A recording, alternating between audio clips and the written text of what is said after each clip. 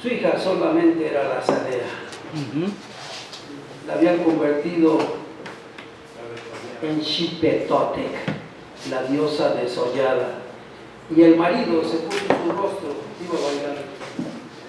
Al ver esto, agarraba a todos los de Huipulco, a todos los de Aculco, a todos los de Santa María Estahuacán, a todos los de Mellehual. Y dijeron: a ellos, mis guerreros. Pero los chilangos que venían eran más vigorosos, más poderosos, más malos para el combate. 1800 años habían, estos venían a reventar al que fuera. Terminaron comiéndose a los de Iztapalapa y se quedaron a vivir en el Cerro de la Estrella. Cuando vieron que podían, que tenían un ejército suficiente, fueron a derrocar a Tezozómpa, a Mashti, y a reventar. Y a su aliado miserable, al abuelo de Nezahualpili, al tatarabuelo de Nezahualcóyotl, que ahora tiene el nombre de colonia allá, por Cabeza de Juárez, los reventaron. Y se forma entonces con los enemigos de ellos, que eran unos que cantaban precioso, ¿no? Los de Largos de la Noche Triste, ¿cómo se llamaban? Los Tacubos. Los Tacubos. Y van los Tacubos que cantaban muy bien, cosa de ingrata, no me digas que no quiero. Se juntan Tacubos, científicos de Texcoco, y se juntan con los aztecas, y entre eso sí, como dice Roberto, se funda la Triple Alianza. Los Tacubos son la copa, lo estoy hablando en español, tú hablas en náhuatl, ya hicimos la traducción. Tlacopan, Texcoca, Tixcuca y Tenochtitlan. Y cuando se juntan estos, ¡ay, Roberto, agárrense! Porque a partir de eso, juntaron, hicieron un imperio. Fueron a ganallar a los lacotas, a los dakotas, a los nacotas, a los seminolas, a los apaches, comanches, a todos. Cuando se adueñaron de esto, se funda entonces el sagrado y magno imperio de los aztecas, que abarcaba desde las piedras, desde el agua congelada a las Cáhuac hasta Nicaragua. Aquí termina el imperio de la náhuatl. Ese imperio era más grande que el imperio de Zoroastro, era más grande que el imperio de Persia. Sí, compara las distancias, porque va a decir Héctor: no, no es cierto, ya lo chequé, hombre. Checa, desde Alaska, incluyendo Hawái, incluyendo, hoy los cubanos se quieren rebelar, los cubanos eran de nosotros, el Caribe era del imperio sagrado de los aztecas. Cuando eso sucede, ya se unifican para acabarla. Las Cigüeras es Centroamérica, todo, hasta ahí llegaba el imperio de los aztecas. Cuando eso sucede, tenemos un imperio más grande que el imperio persa, más grande que el imperio de los romanos. Roma es chiquito, o sea, pues, aunque su influencia cultural fue mayor, desde la helénica, pues, sin hablar, pero compara en tierra, desde Alaska hasta Nicaragua, vean todo el poder que tenían, desde las islas Hawái, las islas de Hawái hasta el mar Caribe, todos los descendientes de la Atlántida, era todo esto el imperio mexica. Y dice Roberto: ¿y por qué fue vencido por 83 soldados? Porque en el imperio había proyectos, tratados de paz. Tú no podías hacerle la guerra a quien te era débil. No podías agarrar al medio metro y agarrarlo a patadas. No, tenías que enfrentarte con un guerrero digno de ti. Y eso se dirimía así. ¿Pero qué sucedió?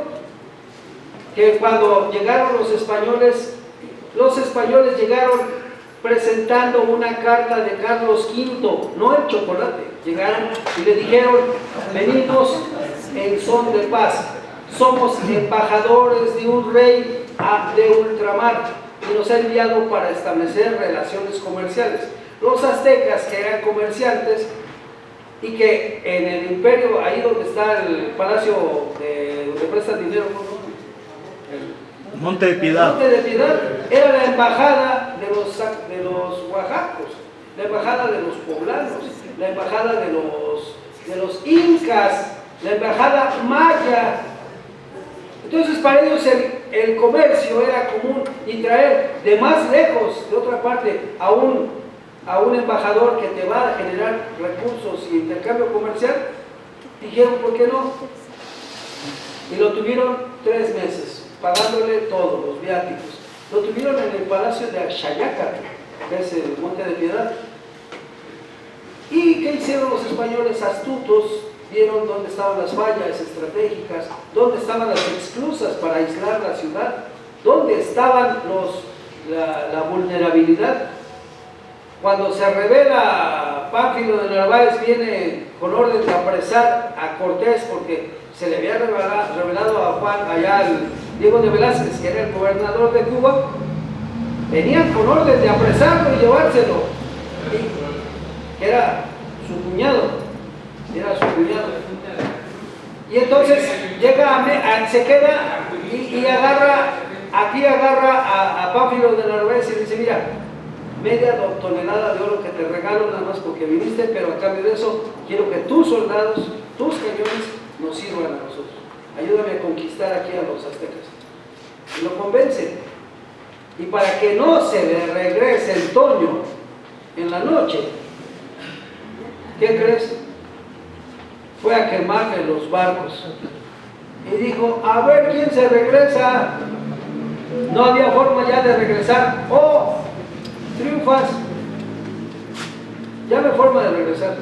Quemó las barcas, sí sabe, ¿no? Que quemó los barcos. No había forma de regresar. Se organizan y llega. Cuando Cortés llega a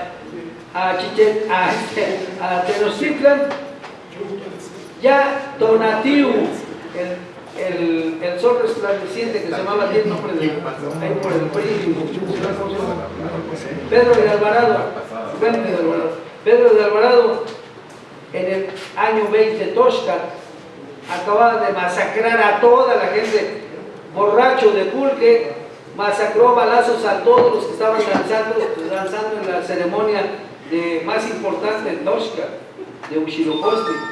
Les quitó los aretes, se los arrebataban a las mujeres, y juntó todo un camión de volteo lleno de brazaletes y cosas de oro.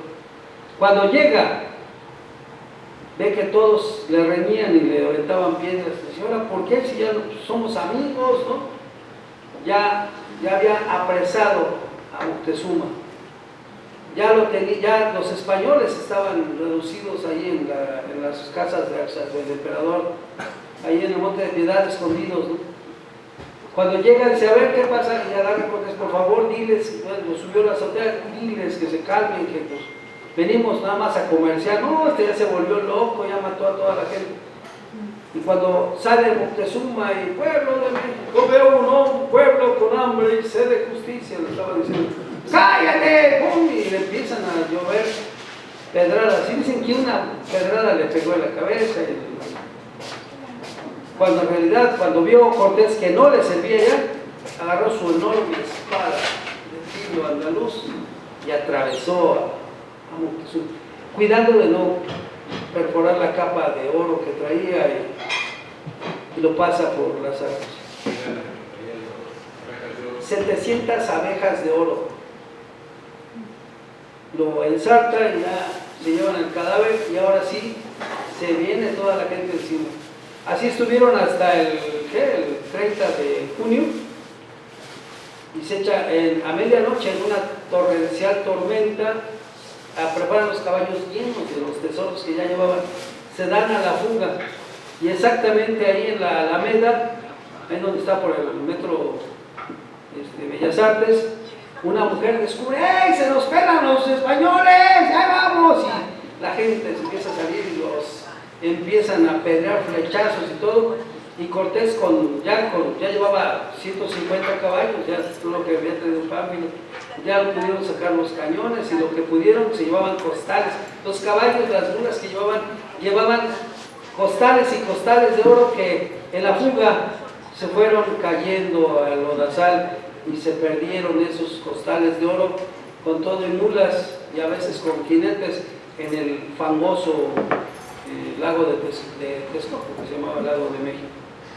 Cuando llegaron al metro Popotla, ahí Cortés empezó a verlos.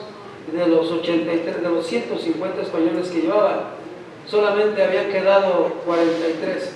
Y fue cuando empezaron a pedir, ¿qué onda con los 43 que vimos en el lugar? Ya no hubo forma. Todos estaban muertos. 43 españoles.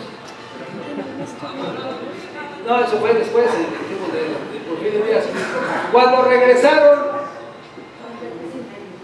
llegaron los aztecas, ya llegaron, los vieron en el árbol de la noche triste, antes de hoy, árbol de la noche victoriosa. Cortés llora y les dice a los emisarios, dicen, hey, no manches, déjenos, mira, ya perdimos el dinero, ya nos vamos, ya déjenos en paz y todo, mira cómo traigo heridos. Le dijo, mira, un sujeto que era de ahí, tiene el nombre de parque, Huitláhuac, le dice, te doy 3 meses para que cures tus heridas, te pongas a entrenar, duermas bien, comas bien y nos volvemos a dar otro entre. ¿Cómo ves? No quiero pelear con un enfermo, un lisiado, quiero pelear con un guerrero que me dé un honor cuando te venza, o me venzas. ¿Y qué creen? Se van 3 meses. Y Cortés manda a pedir 600 cañones, manda a pedir 11 bergantines, oye feo, pero así se llamaban los barcos, pidió galeones. En menos de 3 meses, Cortés mandó a hacer 13 bergantines, que son barcos de bajo calado, hechos con madera del pueblo donde está plantado, de San Martín Trespeluques. Les hace barcos, 600 cañones, y cuando ya había muerto Huitláhuac porque le echaron un negro como yo, un brazo aquí, un brazo allá, y le contaminaron las aguas y la peste bubónica. En menos de 3 meses la población se había reducido de 300,000 personas de Tenochtitlan, no quedó nadie. Los que pudieron huyeron a las montañas. ¿Y qué crees? 3 meses sin misericordias de cañoneo día y noche, metralla día y noche. Cuando no quedó nadie, un jovencito que era el que queda con el poder, que se llama Cuauhtémoc, agarra a las hijas de Moctezuma, que ahora tiene nombre de cantina, se lleva a las hijas de Moctezuma. Claro, así se llama una cantina ahora donde hablamos. Y se lleva a las 3 hijitas princesas de Moctezuma. Y cuando van en la canoa, ya es atrapado ahí en Tepito, por cierto, ahí es donde está la iglesia. Ahí es atrapado, ahí es detenido, sorprendido porque iba a Tlatelolco. El seminario, en la calle del seminario, ahí está la placa.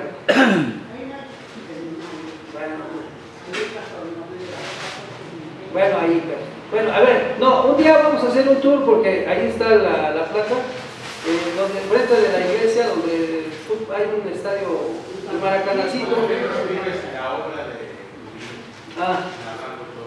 Bueno, te digo porque yo trabajé de mesero a 2 cuadras, yo era ahí mesero en Garibaldi, o sea, yo conozco el lugar y por eso cuando dijeron, iba en la canoa y todos le gritaban, si vemos un español, Pepito, el profesor Pepito, no le gritaron y lo atraparon. Atrapan a la familia real y a partir de eso, en ese día de 1521 cae Tenochtitlan. ¿Por qué? Porque pueblo pacifista no podía agandallar a un enfermo, un lisiado. Un pueblo pacifista es arrasado y hoy podrán tener cada quien sus conclusiones. No sé cuánto nos deba España o cuánto le debamos a España, pero ni era México ni era España. México era Tenochtitlan. Y cuando me preguntan, ¿tú amas a México? Digo, no, yo amo primero a mi tribu, que somos los Pames. Y los que juzgaron a los Pames y a todos fueron los aztecas. Dice, bueno, pero amas a tu presidente indio, que era Benito Juárez. No, el presidente más perverso en contra de los indios fue Benito Juárez. Es más cálido y amoroso Maximiliano de Habsburgo, que puso a su mujer a aprender náhuatl de zapoteco y que se comunicaba con ellos y que tenía una visión más de desarrollo que lo que podría haber tenido Benito Juárez. Creo más en Maximiliano, creo más en Porfirio Díaz, el sol de abril, en la batalla gloriosa del 2 de abril, porque la del 5 de mayo, déjenme decirles, que sí les pegamos a los franceses, pero al tercer día regresaron los franceses y nos arrasaron. Pero esa del 5 de mayo nomás es para los gringos. No eran los comunistas. Eso sirve de emblema, pero la batalla gloriosa de don Porfirio y de su hermano, de Félix, esos eran hombres cabales que dieron la vida por la patria. México no es beligerante, México no es enemigo de los beligerantes, porque así es beligerante, Irán es beligerante. Irán es el descendiente del imperio persa. El imperio persa no fue sojuzgado. Ciro el Grande nunca fue sojuzgado. Nadie lo sojuzgó. Por eso a Irán no lo puedes someter a punta de bombas. No le haces nada. Donde quede un iraní, ese va a seguir defendiendo el zoroastrismo. Zoroastrismo. Thank you very much for the name. My English is very. Y va a seguir defendiendo a Zaratustra, su profeta, que no es exactamente Alá, porque los musulmanes conquistaron a los persas, no son iguales, como dijo de Matuspana, no somos iguales. Los musulmanes no son los persas hablaban del amor. ¿A qué? Ah, bueno. Pero los persas son los descendientes del primer gran imperio, el imperio de Zoroastro. Por eso México no es rival para Irán, y mucho menos Estados Unidos. Somos vecinos que compartimos, ¿cuántos? 2.000 kilómetros de frontera.